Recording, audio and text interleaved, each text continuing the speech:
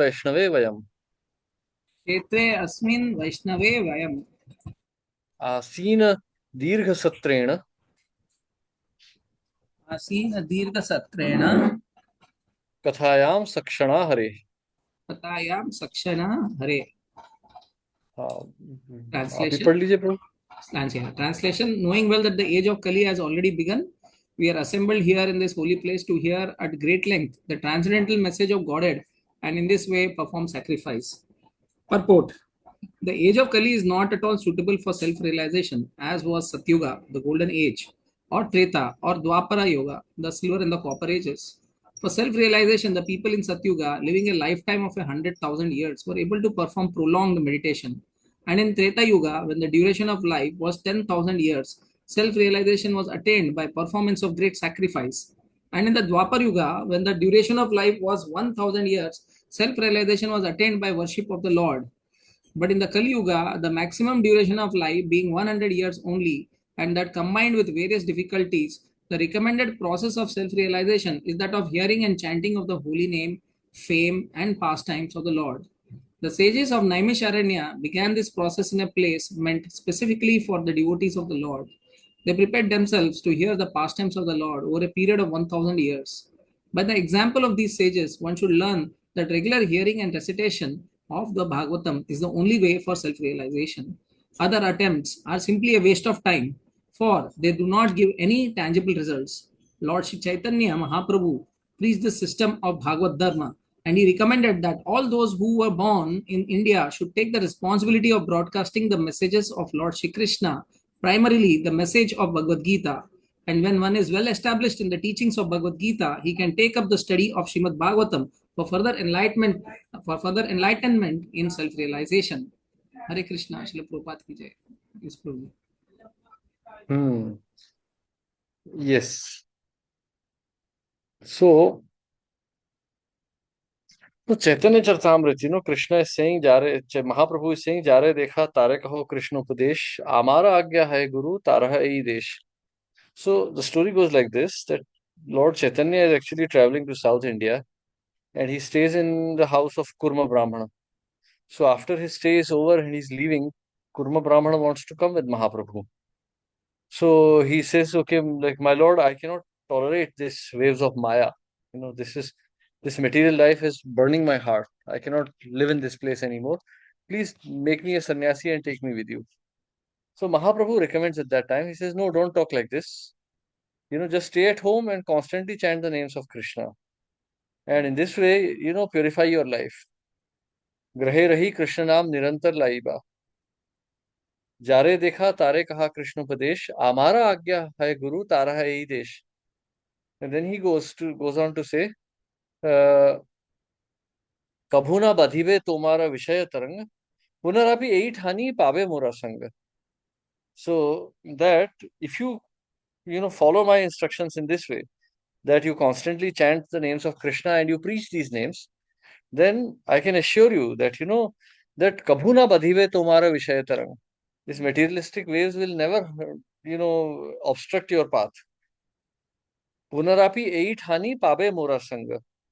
And remember that we will meet again. Very soon we'll meet again. And Prabhupada writes another additional comment. He says, or rather, we shall never part. So anyone who's chanting the names of Krishna with faith, having faith in the instructions of Srila Prabhupada and Chaitanya Mahaprabhu, is actually having constant association with Lord Krishna, Chaitanya Mahaprabhu himself. So this is a very important part. So this is something that we need to understand. So in this age of Kali, everything is degraded. Kalera dosha nidhe rajan. This dosha nidhe, everything here is corrupted. The body is small, the intelligence is less. Manda sumanda mata bhagya. That our fortune is, we are unfortunate. Like we are unfortunate, the body is very weak. We are riddled with so many diseases. Our consciousness is so poor. The whole atmosphere is very disturbed. The ingredients are impure. Like here in Mayapur, you don't know what kind of ghee you get. Some people say that they even mix animal fat in it. So you see, the whole atmosphere is polluted. The whole world is polluted. The only thing we can do is Astihi Eko Mahan Guna. Kalyug has one great benediction. Astihi Eko Mahan Guna. Kirtanadeva Krishnasya Mukta Sangha Paramrajit. That simply by Kirtanadeva Krishnasya, by simply chanting the names of Krishna, one will advance. So only chanting of the holy names. Hare Harera Nam, Harera Nam. Harera Nam Eva Kevalam. Kevalam only. Kalo Nastyev, Nastyev, Nastyev Gatiranyatha. There is no other thing in the age of Kali. So therefore here, Shaunak Rishi is now saying, we are assembled here in this holy place to hear at great length the transcendental message of Godhead and in this way perform sacrifice. Kirtanad eva Krishnasya. So that is the only sacrifice. So this sacrifice which was being done by the sages of Naimisharanya was essentially meant for the Lord. So they were not doing some Vastu Shanti, Vishwa Shanti or some other nonsense. They were just trying to pacify the Supreme Lord because this horrible age of Kali had begun. Yes, Hare Krishna. Is any questions or comments? Hare Krishna, Prabhuji. Namaskar. So we see Yeah. here that Prabhupada is emphasizing the Yuga Dharma of Kali Yuga, and two main aspects are fully emphasized. So there is chanting of the holy name, that is Hare Krishna Mahamantra, and reading the pure bhakti literature. That is, Prabhupada is telling first Bhagavad Gita, and once we understand the principles, then proceed towards Bhagavatam. So this instruction is clearly there. So that means the only yagya recommended for this age is Kali Yuga. But still, we see that devotees of late, from last few years, I'm observing that people are doing yagyas like Sudarshan Yagya and Narsim Yagya. So many yagyas are devotees are performing either when they are starting a new business in their shops or in their offices or even in their homes. And so, how do we understand these approaches? At the same time, it is told that these yagyas, Sudarshan Yagya and Narsim Yagya, actually are to please the Lord only. So, how is it karma kand? So, This is Guru Avagya, disobedience of the orders of the spiritual master. See, who is spiritual master? mm, Sakshat Dharitvena Samasta Shastra. He is Krishna himself. He is a representative of Krishna. Now imagine you go to, say, passport office and you want to make a passport. The passport officer says, please show me a proof of birth. You will naturally ask, what proof of birth? So he will say, okay, your birth certificate or your, SSC board certificate. But you go and you get, say, you get some letter written by your village panchayat and say, okay, this is my proof. And he asks, why don't you bring what I'm telling you? You say, no, no, this is all I want to give you. So, this is like, this is illogical because the person is telling you what he wants. Like Prabhupada gives this example. Spiritual master is thirsty. He says, please give me water. And you say, no, no, I'll give you sweetened milk. This is very tasty. But spiritual master says, no, no, I'm thirsty. I just want water. They say, no, no, Maharaj, please take this milk. This is very tasty. So this is nonsense, because this is concoction. So Mahaprabhu is telling us what Krishna wants. Mahaprabhu is Krishna himself. Namo Mahavadanyaya Krishna Prema Pradayate. Krishnaya Krishna Chaitanya Namne Gaur Vishe Nama. This is what Srila Rupa Goswami says. So he is himself telling us what he wants. So what other things we want to do? In fact, so many of these Narsingha Yajnas or Vaman Yajna, these are all like, bit in the degree of nonsense. I mean, if Krishna has decided not to protect us, then how will Lord Narsinga Dev protect us? He's the Supreme Lord only. He's one and the same Lord. Or do we think that Lord Narsinga is different from Krishna? Oh, Krishna is only a lover boy. He'll not do anything. Narsinga Dev is fierce. He'll protect. No, he's the same, very same Lord. Whether the soldier wears a t-shirt and jeans or whether he wears his army uniform, he's a soldier. It's the same person. His character does not change because the dress has changed. The Lord may be in a different mood as Lord Narsinga, but his consciousness is not different. So it's not that he'll accept your prayers as Lord Narsinga, but he'll reject your prayers as Krishna. No, the gopis depended entirely on Krishna. So you see, so we should not. So if Srila Prabhupada says, okay, worship Lord Narsingadev, we worship. If he says worship Lord Hayagriva, we worship. But if he says don't do that, we don't do that. That's why it's important, we should not concoct. We should not concoct our own philosophy, and that's the reason why devotees should not read unnecessary scriptures. Shama eva hi kevalam. We are not intelligent enough to really understand what is written in the scriptures. We will get deluded. And eventually it does happen. There was a disciple of Srila Prabhupada called Achyutananda, and he decided to learn yoga. Achyutananda just wanted to study yoga. Prabhupada said, don't do that. But he was very egoistic, he left. And eventually, in 1972 or something, he was found dead in a cave in Rishikesh. He had decided to become a yogi without eating and breathing, and he died of starvation. So, this is nonsense, because if you do that, then you become a ghost. Yes, Semin Prabhu had a question also. Hare Krishna. Yeah, there are many comments and thoughts, but about this specific issue, at least, like I was also wondering because Krishna is giving protection in all kind of circumstances, at least to my limited understanding. And then I asked about why in ISKCON that we have also that Narasimhadev, like prayer to him, and like there is special mantras also practiced and on daily basis. And I asked from my parents, and it looks like Srila Prabhupada was advising on it. But it was like a specific circumstance, I think, when that some temple was attacked with fire weapons, and then Prabhupada has advised them to chant to and ask protection from Narasimhadev. But that's what I'm concerned. That I mean, like God, of course, has many incarnations and personalities. Yet there is a supreme personality. So, should you be addressing Krishna directly in all of your concerns, questions, and doubts, or is there still some sort of etiquette that should be followed? That certain incarnations are devoted like to in certain circumstances, some occasions. Oh, that's a very nice question, actually. It's a very nice question. So, this incident took place around 1975 or 76 in Mayapur itself. Uh, in Mayapur, these hoodlums had attacked the temple. It was actually Gaudiya Math who had paid some hoodlums to attack ISKCON. So Srila Prabhupada said that, you should worship Lord Narasimha for protection. So why did Prabhupada do that? Prabhupada could have just said chant Hare Krishna. That's all right. Because Prabhupada himself did that. When Prabhupada was traveling by ship towards America and there was a storm in the Atlantic, Prabhupada said that at that time I thought I would die, but Krishna protected me. So Prabhupada himself just chanted the names of Krishna.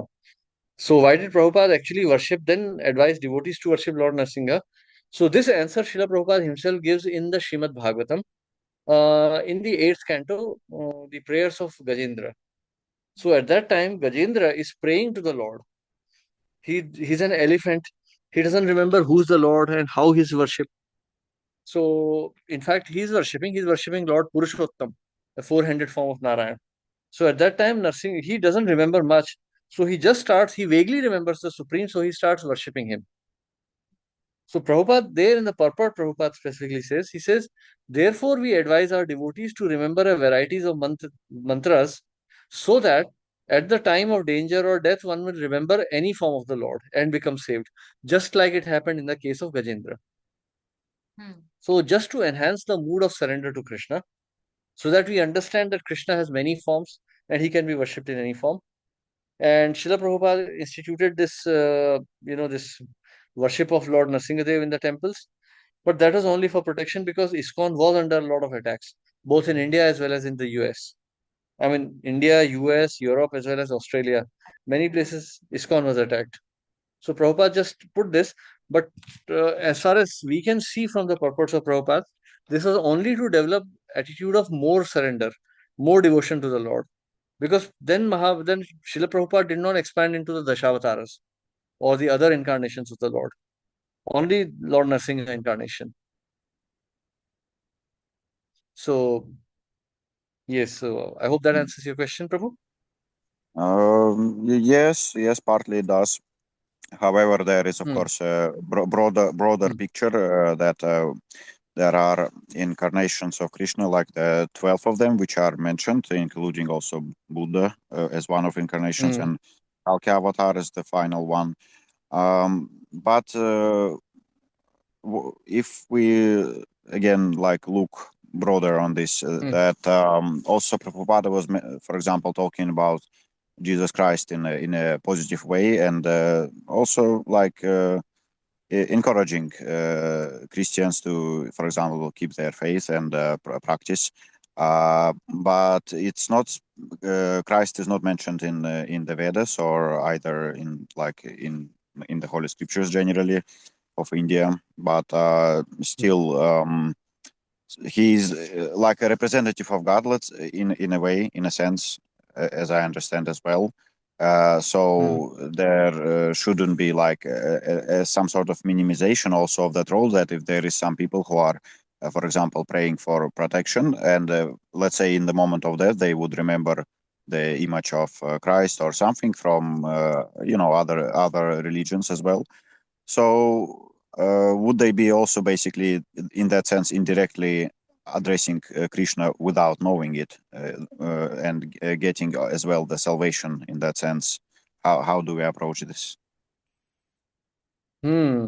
That's a very nice question, actually. In fact, just today we had Srivas Thakur appearance day celebration in Mayapur, and I was sitting in the hall, and I was exactly thinking of the same topic that you're asking right now.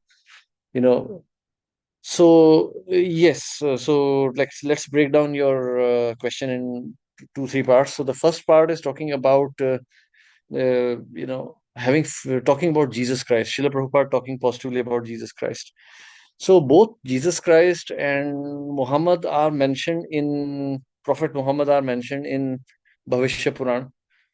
And there is a lot of controversy that, some people say that this Bhavishya Puran or the Brahma Vaivarta Puran is like an extrapolation. It's not exactly like a real scripture, it's more like extrapolated, but we don't really know.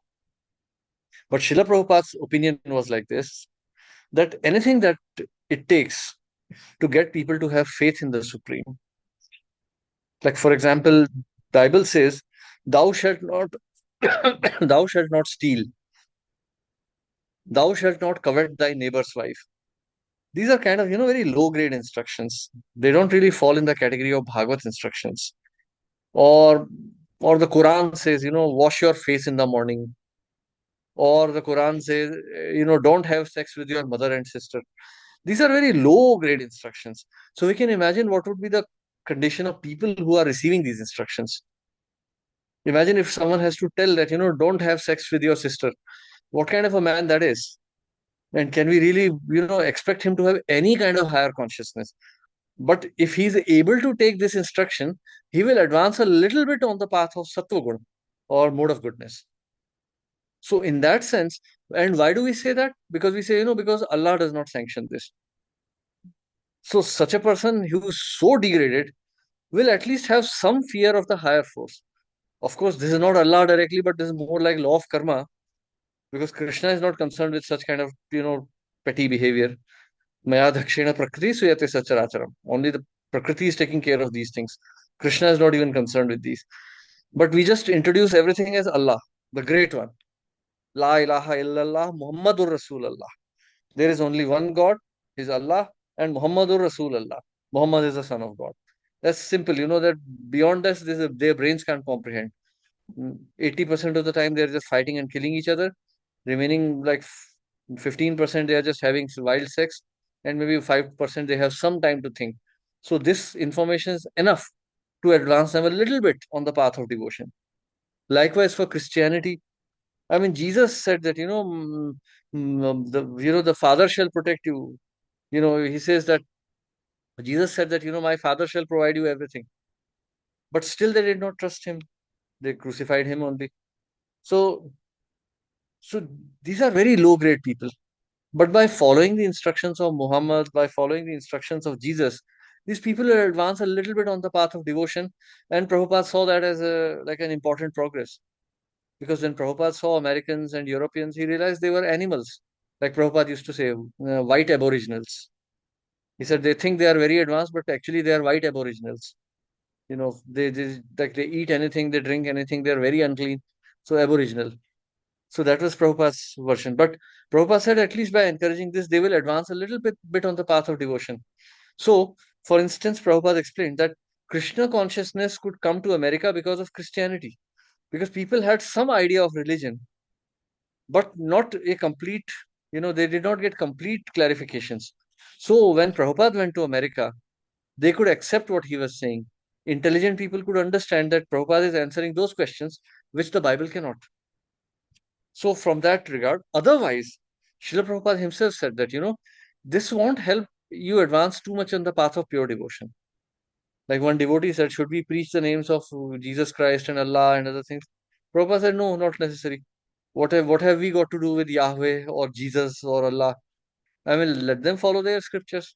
But we preach Krishna because we are representatives of Krishna. So, yes, Prabhupada encouraged this. He did not discourage Christianity or Islam. But at the same time, Prabhupada was like completely aware that these religions cannot lead you further than the mode of goodness. Yes, Prabhu. Does that answer your question?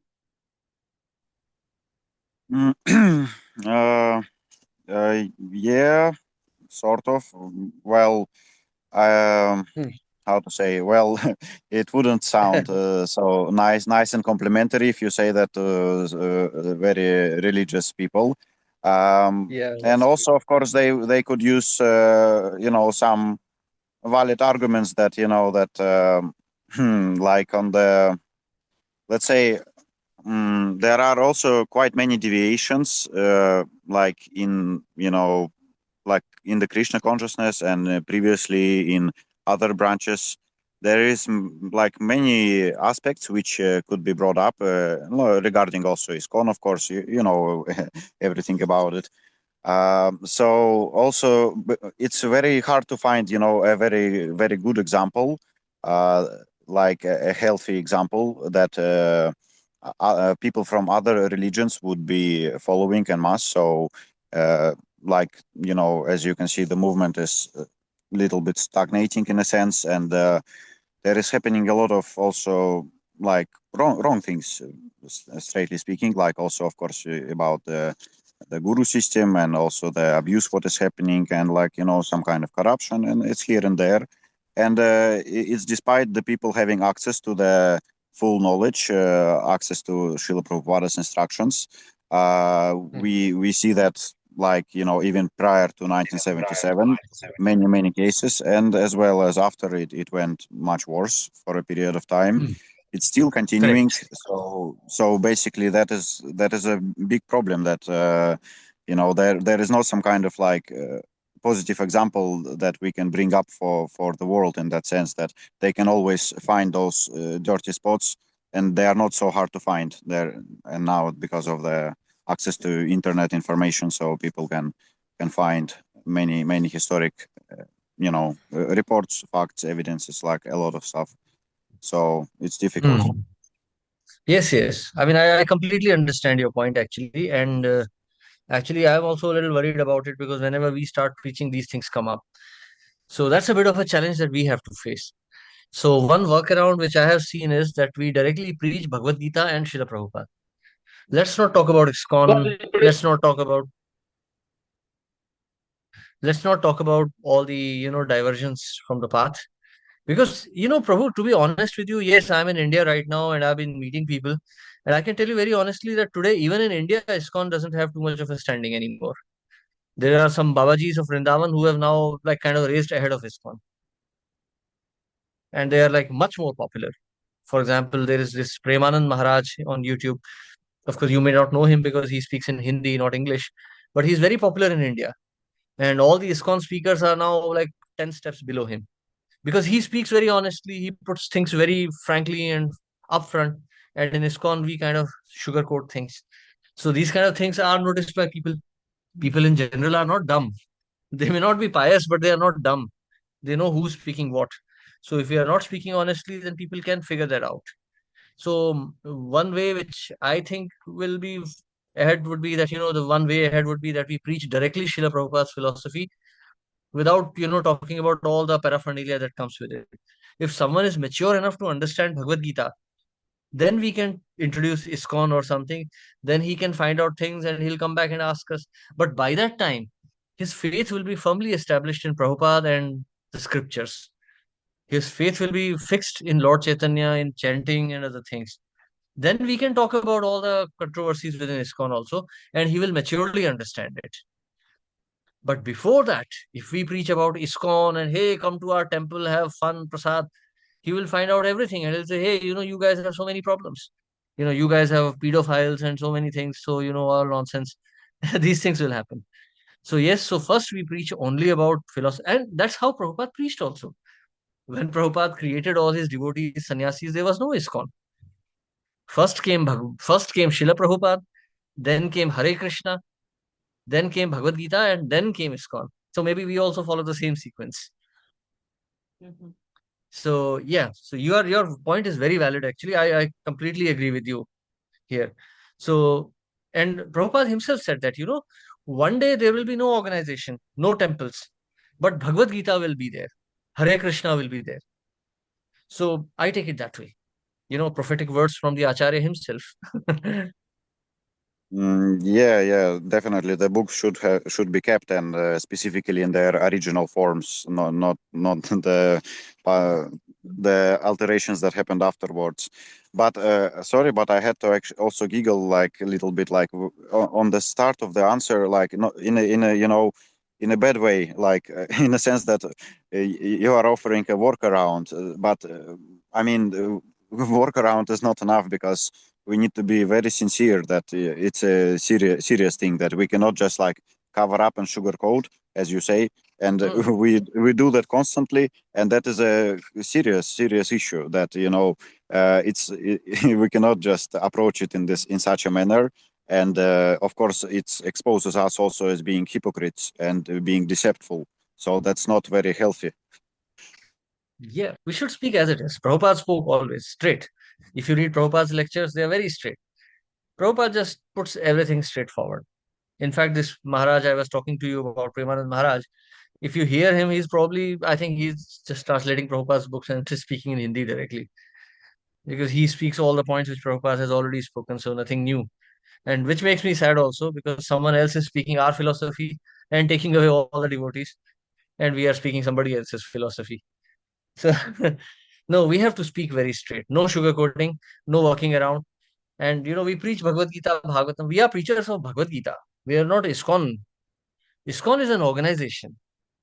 Like when you say, oh, professor of physics, first you talk about physics and then you talk about his university.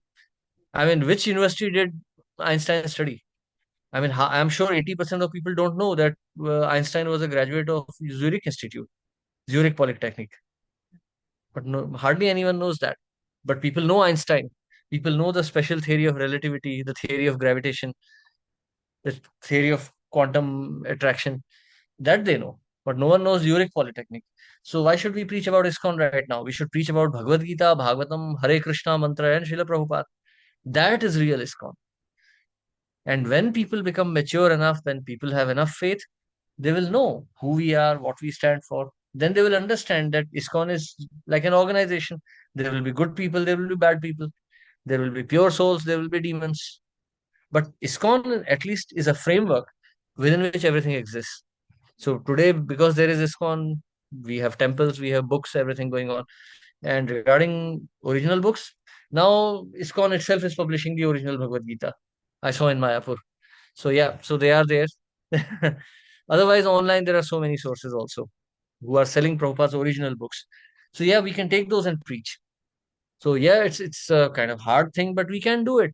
For example, Prabhupada, when he went to America, he went as a representative of the Gaudiya Math actually. And after 2 years of constant struggling, when Gaudiya Math absolutely refused any help, then Prabhupada started ISKCON. Prabhupada wrote letters to Bon Maharaj, he wrote to Bhakti Pragyan Maharaj, he wrote to Sridhar Maharaj, he wrote even to Brahmachari. There was a Brahmachari called Niloy Mangal. So he was very favorable to Prabhupada. So Prabhupada wrote to Niloy Mangal. He said, "You come to America. I will pay for your ticket. You please come here. You assist me in preaching, and eventually you become a sannyasi and you preach here." But Niloy Mangal was not released by his spiritual master. So when Prabhupada saw that Gaudiya Math has absolutely refused to preach, then he started ISKCON. And then, of course, we know that ISKCON, that's history. After that, Gaudiya Math just kind of disappeared. No one even knows any more what exists now. Just random buildings here and there. So at some point, yeah, if we have to take a break, we take a break. But we follow the Siddhant. That cannot change. Srila Prabhupada did not change the principles of his spiritual master. We are not going to change the principles of Srila Prabhupada.